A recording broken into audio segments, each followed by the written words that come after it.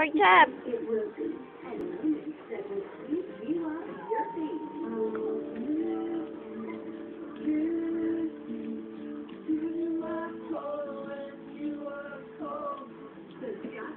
Wala pala pork chop. Daig ka pala niya eh.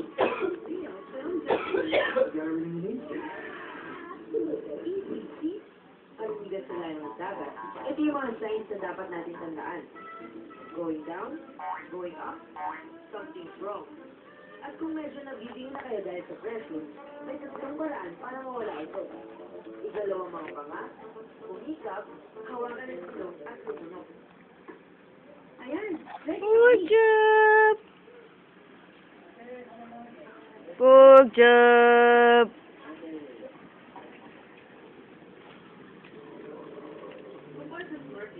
mas komportable ang seawalker dahil hindi mo kailangan lumangoy para makita mga isda.